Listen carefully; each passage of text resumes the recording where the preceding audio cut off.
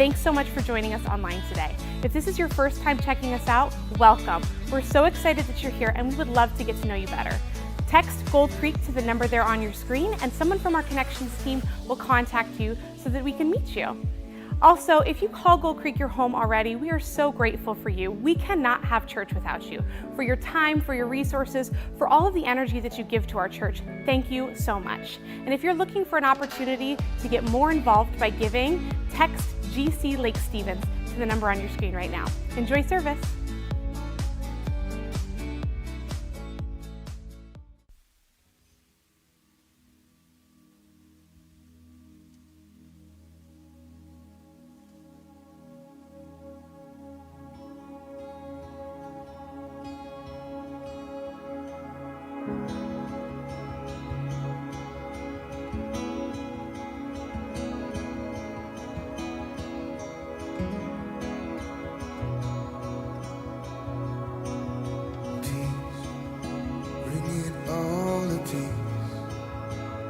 Surrounding me, let it break.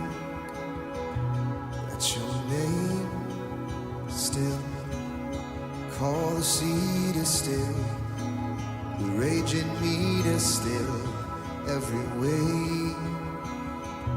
And your name, Jesus, Jesus, you make the darkness tremble. Jesus, Jesus, silence fear. Jesus, Jesus, you make the darkness tremble. Jesus, Jesus,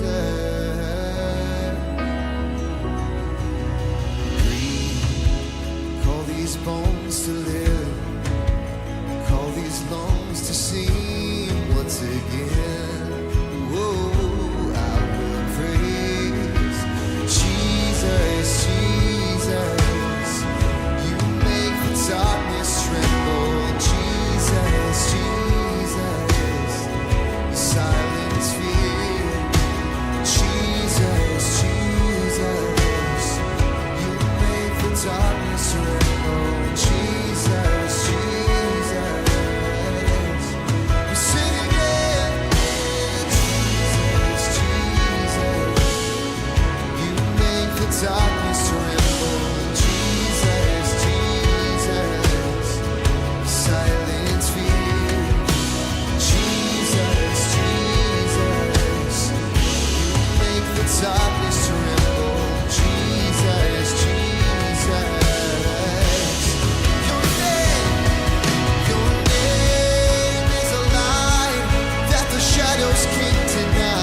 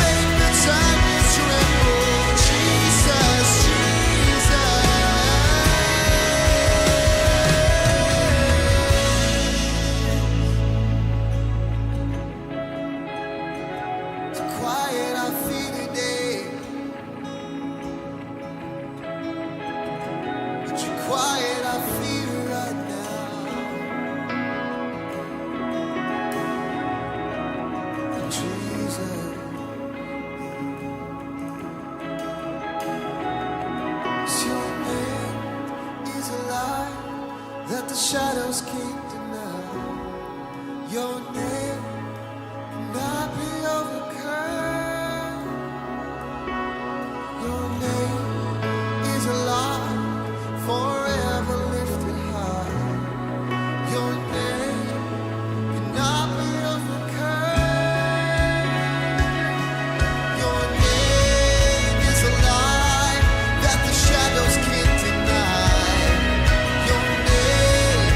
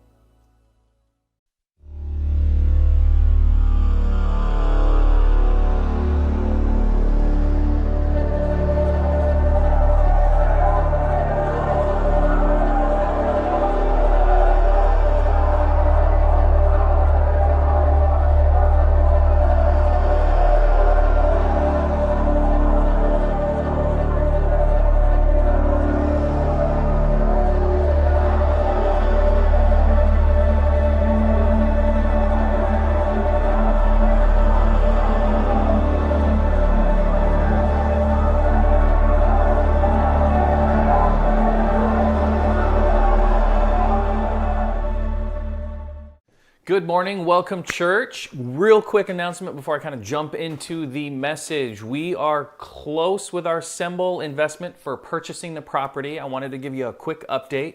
We are within 100,000 of our goal. So if you've been just waiting to come in at the last moment and swoop in and provide the rest, here's your opportunity. Or if you know someone that their name just popped into your head, it happens all the time. Just this week, someone said, oh, you know what? I have a friend who actually has been thinking about investing somewhere, so I'm going to go talk to him. I've been talking about this for 4 months and it just popped in their head. So I understand inspiration sometimes hits at the most opportune times. So if you would like to invest into the LLC, the link will pop up here at least in the comment section. Please connect with us, contact with us. We want to purchase this land. We want to build on this land. You guys know this. We want to be an impact in the city of Lake Stevens. So with that being said, let's jump into Separation of Church and Hate week 3. We have been boiling things every single week. This week is no exception. The first week we talked about free to love, and we deep fried Oreos. I love Oreos. Last week we talked about free to hate. I deep fried a crab rangoon because I can't stand crab, but for some reason a crab rangoon I can do. This week we are talking about free to give, but before we do, we have to fry something. So we are going to fry some Oreos. If you've never had a deep fried Oreo, well, you're still not going to be able to because you're online, but you can try this at home. You don't even need a deep fryer. You just need a lot of oil in a little pot, some pancake batter, and an Oreo, and you can do this yourself. So while that's happening, the reason we're doing this, the Apostle John, he was boiled. That's the legend. It's supposedly they wanted to martyr him, and they hated him so much that they boiled him in oil. I mean, think about an awful way to die. That's an awful way to die, to literally boil alive. But it didn't work. He didn't die. He came out of this, and he ended up being the longest living disciple by far. He was over 90 years old. And when he wrote this, he was in his 90s, and he wanted to leave his wisdom, so to speak, so that we know how to follow Christ better from what he has experienced. So as he was talking, and as he was reflecting on his life, he realized that we need to have freedom to give. Uh-oh, they're stuck to the bottom of the pan here. Let's see if I can do this a little. I've never had this happen before. There we go. Okay. Let's pull that one out. I'm going to take that one out. This is just extra batter. This one's stuck too. That's a fun one. Please don't squirt me in the face. Okay, there we go. So there's the Oreos here, and then you can top it with a little powdered sugar. I'm going to do a little caramel sauce, a little drizzle on there, and voila, there you have it. Look at that thing. That looks delicious. I'm not going to eat it right now because I can't preach and eat at the same time, but I will have one later. It is so good. That is so sweet.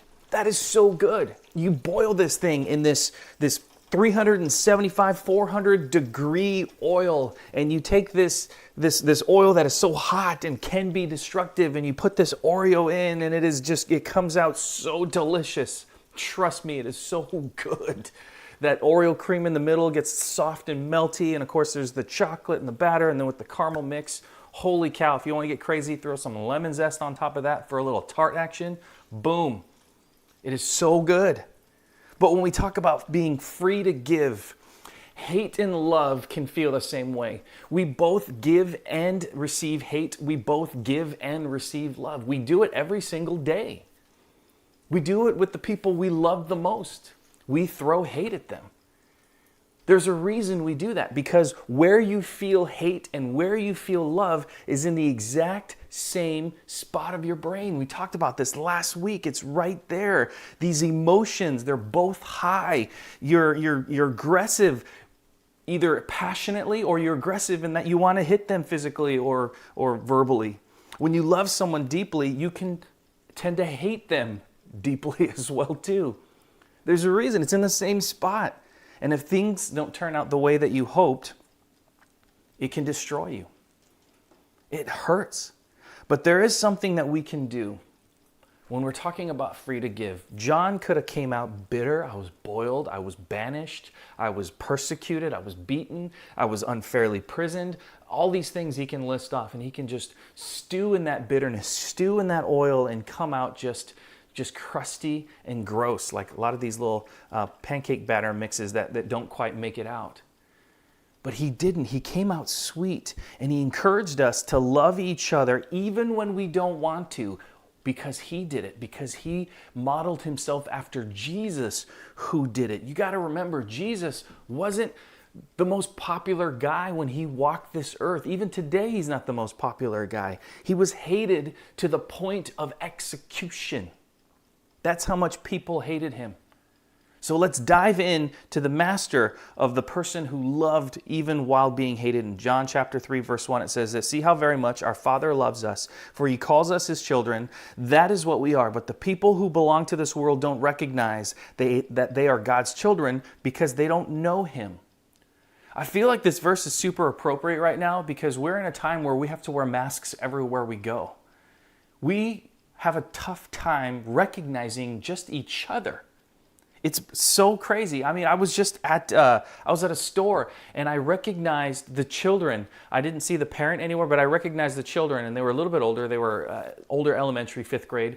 And I waved to them and I said, "Hey," and they just kind of looked at me like, "Hey, there's a stranger in the store saying hi to me, Mom," and they're kind of looking around, and I realized that I was wearing a hat and my mask, so you could only see my eyes. And I realized right in that moment, I was like, "Oh, I'm that creepy stranger dude that's just randomly waving at children." So I took off my hat and I pulled down my mask. I was like, "It's Pastor James." And then they were like, "Oh, Pastor James." And everything was fine. But they didn't recognize me, and rightfully so. We're in that time right now. This verse says that we recognize, God calls us to be his children, but the people who belong to this world don't recognize that because they don't know God. It's like there's a mask that they can't see past. And if they can just find a way, it will open up so much, that recognition that, "Oh, yes, I know you. You're a part of my life. I recognize this. We are his kids. Our Father loves us." Oh, I love this part. Have you ever said this statement? "I am never going to be like my parents, mom, dad." Have you ever said that? Have you ever, as growing up, you thought, "Oh, I'm never going to be like this. Oh, that is so annoying. I'm never going to wear a fanny pack. Oh, man, I'm never going to wear this or that." Have you ever said those things? I know that I have, and I've noticed that as I get older, I have become more and more like my parents. And some of it is just hilarious. For example, my dad used to make sound effects whenever he would just be walking around. Like it didn't relate to anything he was doing. He would be, opening a soda, and he would just make like noises, and he would walk around and whistle to himself, and he would click, and I never understood that. And I remember just sitting on the couch going, "What is my dad doing?" And I would ask him, "Dad, why are you making those noises?" He's like, "I'm not making any noises." Okay. And it never dawned on me why he was doing it. I still have no idea. And I just found myself just a few years ago doing the same thing. I was in the garage picking up tools, and I'm making random clicking sounds. I'm like, what am I doing? Oh no, I'm become my father. And you start coming to these realizations that, as I get older, you start patterning yourself, and the learned behavior that you've repressed has now come out. Now, there's some good stuff as well, too. I've also become my mother. She's very patient.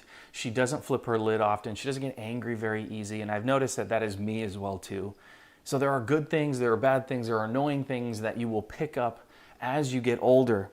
But I found, even now as a parent, I love when I'm sitting on the couch or I'm sitting in the chair, and my littles, I call them my littles because I have my biggers, and then I have my littles, will come and they will just want to sit in my lap and just want to snuggle for a minute. And it's not very long. It's usually only about a minute or two, unless I'm playing something on my phone. Then they want to play, so that could be longer. But I've noticed that those times are so special, and my littles time is disappearing, because I used to have 4 littles, and now I have 2 littles, and soon it's going to be 1 little, and then it's going to be no littles. So with each opportunity that I have, when they come and sit in my lap, I breathe it in. And like Braylee just did it this week, and she just laid on my chest, and she just played with the back of my head, and she just kind of just laid there and breathed in her father. And I love those moments, because it reminds me how personal Jesus made our connection to God, our Father in heaven. It reminds me that before all of this, before Jesus, it was about laws. It was about the Holy of Holies. It was about atonement and ceremony and priests and all of these things. It was this huge gap and separation. And then Jesus came and he tore the separation away, literally tore it away. It said that the Holy of Holies, the separating tent, was torn from top to bottom when Jesus died for us. That separation is gone. No more space between you and God. No more space between me and God. We now have this ability, you and I, to crawl into God's lap, to lay our head down in his chest, to breathe him in, to be in his presence because of Jesus and because of the love that he has for us and because of how much, even though he was hated, he loved humanity so much that he died for us. But there's a catch. There's always a catch. Verse 4, everyone who sins is breaking God's law, for all sin is contrary to the law of God. And you know that Jesus came to take away our sins, and there is no sin in him. Free from sin, that is what Jesus did. He freed us from sin. But do you ever wonder what sin is? Have you ever really asked yourself that question? How do you define sin? Do you know? It's a line. This is how I try to describe it. It's a line that you cross. Some people have said, well, if you just think it and you don't do it, it's not a sin. I disagree. I completely disagree. You can do a lot of things in your mind that is definitely sinful. I believe that sin becomes a sin when you cross a line, when there is a definitive, you have gone from, ooh, should I do this, to dwelling on it? Should I do this, to actually doing it? Should I do this, to creating a full-on story and narrative in your head? These are things that cross that line. Physically, if I were to explain it in a very simple term, if you were to go to the store and you bought your groceries and you were trying to buy a pack of gum and your pack of gum somehow did not get paid for, maybe you held it in your hand by accident, maybe it just got swooped in with all your other bags, and then you realize once you get out of the store that you still have not paid for this pack of gum. Here is your line at this point. Do you just continue to go to the car and say, oh, it's their mistake, boom, I got a free pack of gum? Or do you go back in and pay for this item that you technically stole? That's that line. That's the line that you cross. My dad did this once, not stole a pack of gum, but he was given too much change. It was like $2. It was so little, so minute.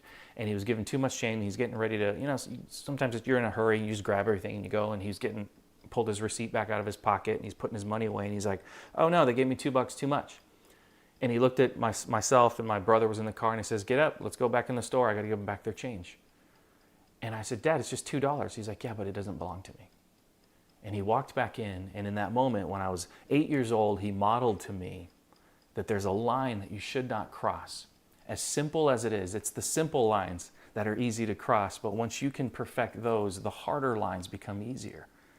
You have to start that habit now. God slowly teaches us to live differently with every life experience, with every moment that you have, with mistakes and with triumphs. God teaches you to live differently. You may not believe this, but I was a very vengeful, angry person for a long time in my life, and I had to figure out a way to live differently because that did not reflect who Jesus was in me.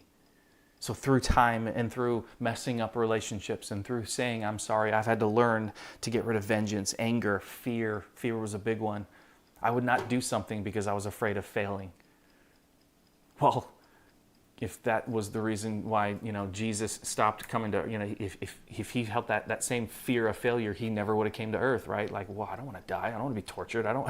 We know from his last times on this earth that he struggled with this. God, please just take this cup of suffering. I don't want to do this. We cannot let fear stop us. He is at work in us. And the more that I live in him, the more that I draw into his lap, into his presence, the more that I seek God, the less I will sin. And it makes absolute sense, because let's just picture two sides to a fulcrum.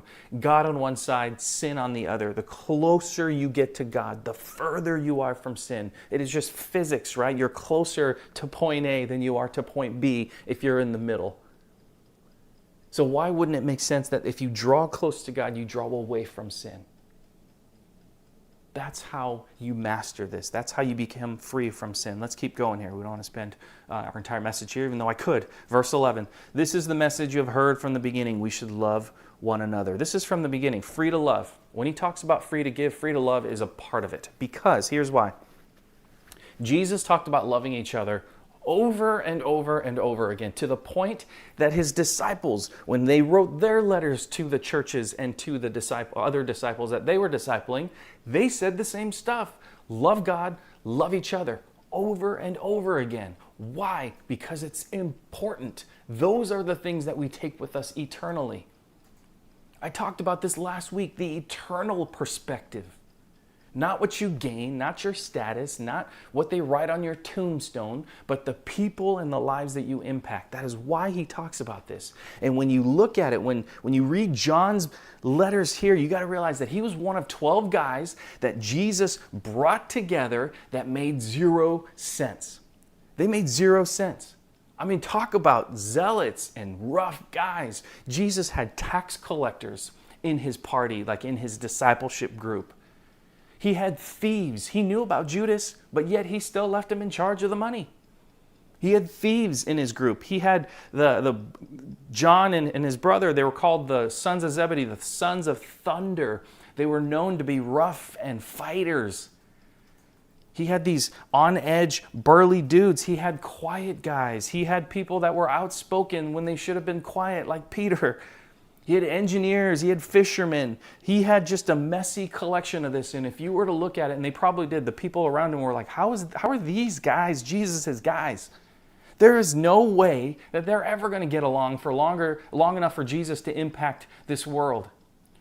And they were probably saying things like, there's no way, Jesus, that you can get these collection of guys to change and to love people the way that you love people. And I just imagine Jesus standing there hearing this going, here, all right, hold my wine, watch this. And he just goes and says, you're going to see something amazing.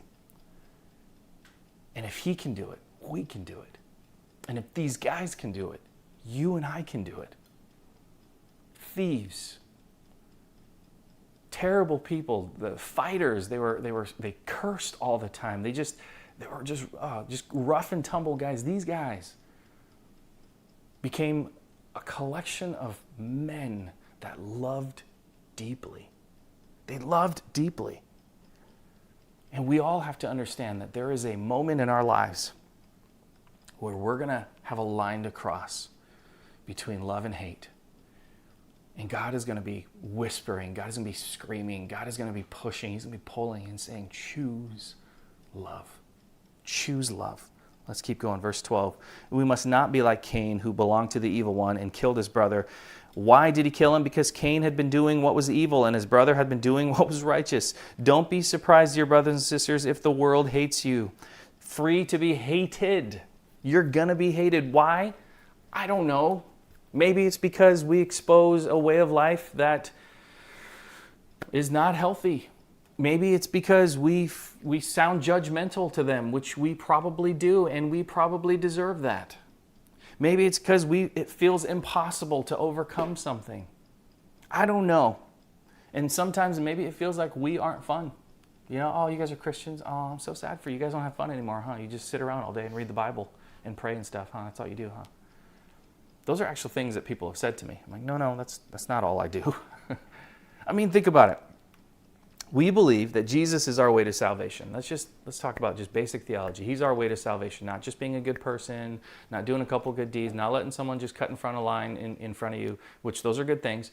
Not just giving all your money, some of your money, parts of your money, enough of your money, not giving your time to just serve in the church. Those are all great things, but those are not what the Bible says will bring you salvation. The Bible says, believe He is God, believe that He died and rose again, and you will be saved. That is it. That is how you are saved. That is how life change should happen, that you believe that Jesus is who He says He is, He did what He said He was going to do, and that He is going to change your life, and you're surrendering your life to Him. That is salvation. Now, when you look at it in that way, there's a lot of interpretation for reality here, that your perception of what I just said could be so different. And when we're talking about reality, what you perceive is your reality. It doesn't matter if there's truth that combats it. If you believe with everything inside of you that a blank, whatever you want to talk about, is your reality, then that is your reality because that is how you perceive it. For example, and I'm going to get a lot of flack for this one, I don't believe that Neil Armstrong landed on the moon. I just don't.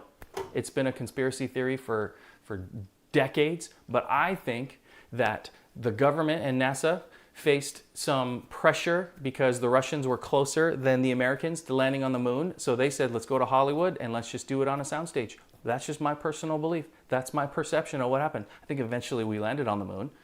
But I think to say that we did it first, they did it in Hollywood. Now, I could be wrong. No one's going to know for sure. And hopefully the FBI doesn't knock on my door and say, you need to stop saying that kind of stuff. I don't know.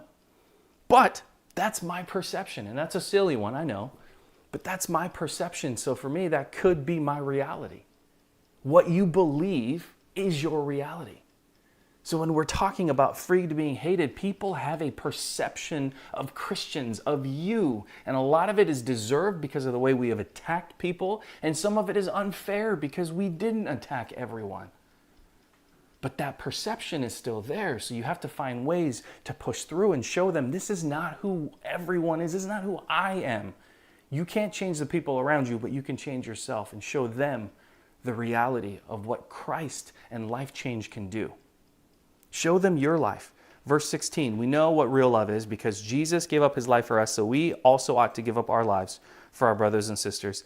Dear children, let's not merely say that we love each other. Let us show the truth by our actions. He says actions twice now. Oh, here it is again. Our actions. Number 3, will show that we belong to the truth so that we will be confident when we stand before God. Love gives. That's what real love is. It gives. It gives to each other, to marriage, to parenthood, to friendship, to work relationships, to your neighbors. We should be giving our lives like we share these Oreos and these fried foods every single week. We should be offering our lives to people. Now, disclaimer, don't do it. Don't be creepy. Don't go to someone and say, how can I die for you today? That's just weird. That's just creepy. Don't say it like that, right? You don't want to turn them off. Do something different. Say things like, how can I help you today? How can I pray for you today? How can I just serve you today? Is there something I can do for you? Can I help you with whatever it is? And be specific. There are 5 love languages, and I'm not going to spend a whole lot of time because we don't have a whole lot of time. There's one that's physical touch. People express and give love through touch, through hugs and things like that. One is words of encouragement or words of affirmation. Acts of service. Gifts, we express and give love by things that we give, and spending quality time. Those are the 5 basic love languages that every person feels either gives or receives. Now, you have to be careful with that because one time someone heard that one of my love languages is physical touch, but my physical touch is very specific to my wife. So I had a dude that came up and he just started like giving me a back rub, and you know, he couldn't sense the fact that I got all tense, and he's like, "Oh, you're all tense." I'm like, "Yeah, dude, because you're rubbing my back. This is weird." And then he gave me a hug for like 45 seconds, which if you don't think that that's like a long time, that's a really long time to hug someone that you don't want to hug. 45 seconds. I was waiting for Jesus to come back in that moment. It was really, really bizarre. But they were trying. And I had to tell them, hey, yo, my love language, the physical touch one, that's mostly for my wife. Back rubs, hugs, that kind of stuff. That's where I appreciate it. With like other dudes, let's do words of affirmation, maybe a high five quality time. Let's spend some time together. I will serve you, you serve me. And it's different.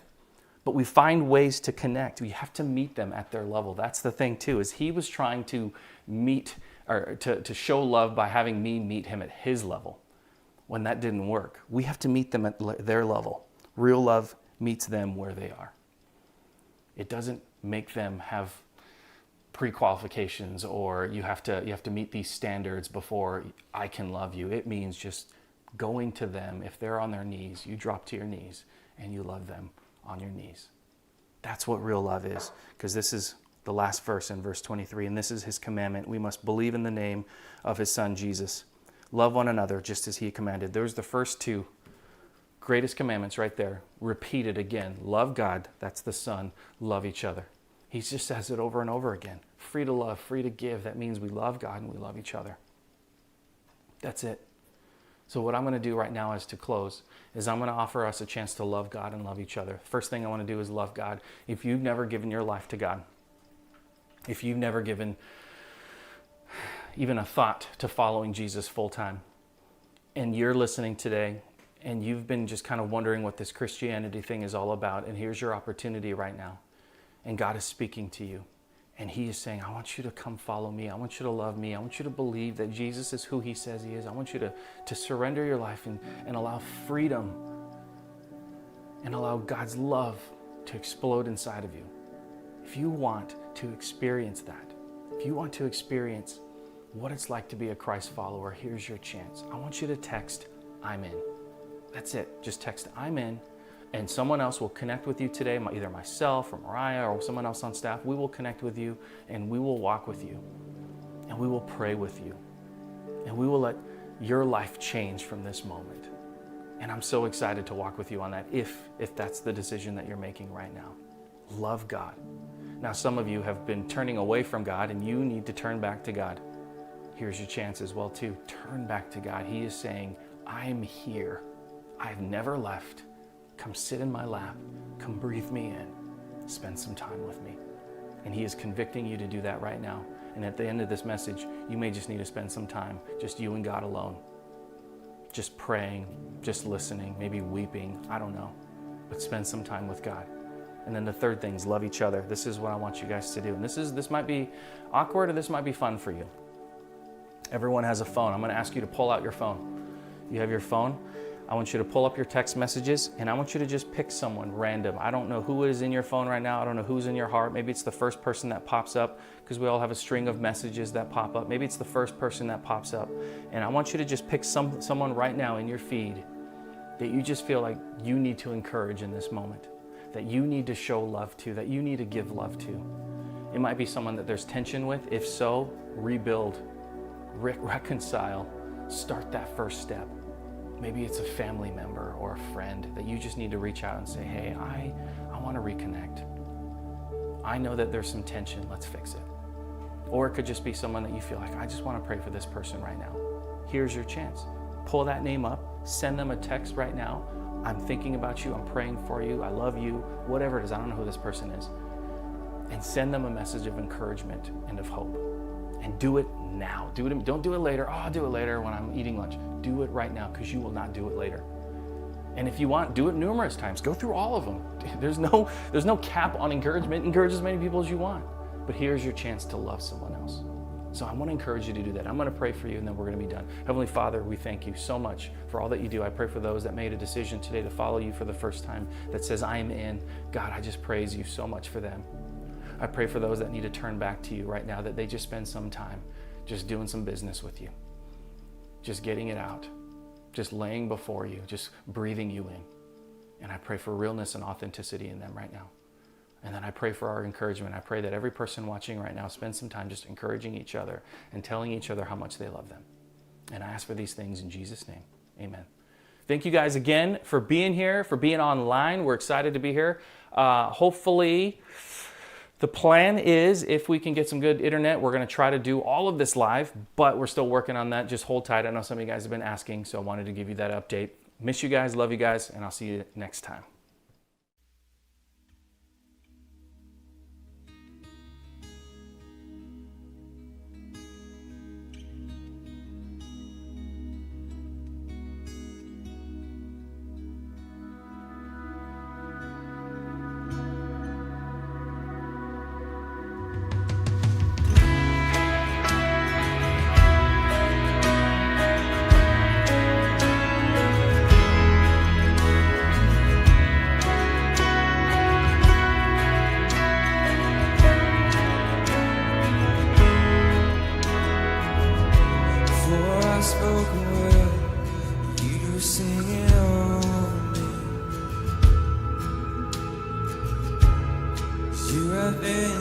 so good to me. Before I took a breath, you breathe your life in me. 'Cause you have been so kind to me. And oh, the overwhelming, never-ending, reckless love of God fights till I'm found, leaves at 99. And I couldn't earn it, and I don't deserve it, and still you give yourself away. So the overwhelming, never-ending, reckless love of God.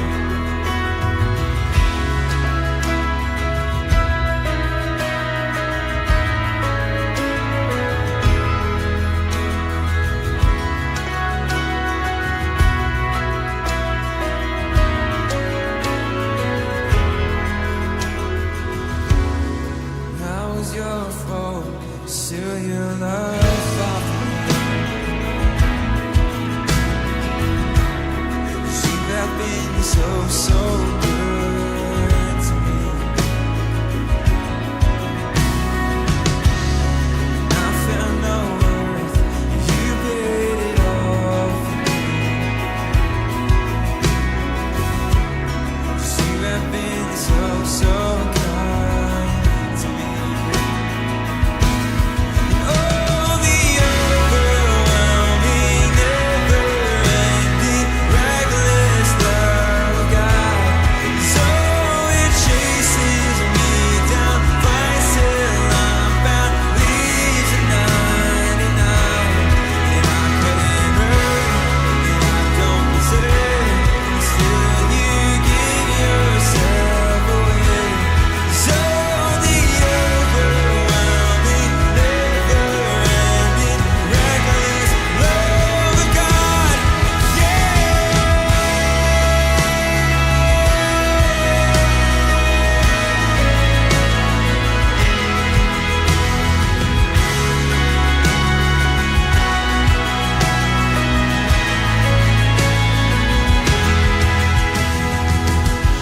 So shadow you won't light up, mountain you won't climb up, coming after me.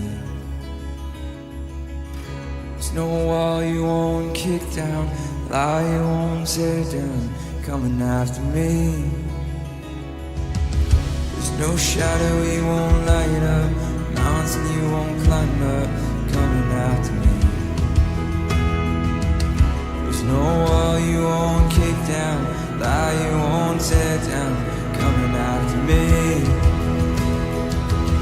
There's no shadow you won't light up, mountain you won't climb up, coming after me. There's no wall you won't kick down, lie you won't tear down, coming after me. There's no shadow you won't light up, mountain you won't climb up, coming after me. There's no wall you won't kick down, lie you won't tear down, coming after me. 'Cause all the overwhelming, never-ending, reckless love of God. 'Cause all it chases me down, fights till I'm found, leaves at 99. 'Cause I couldn't earn it, and I don't deserve it, still you give yourself away. 'Cause all the overwhelming, never-ending, reckless love of God,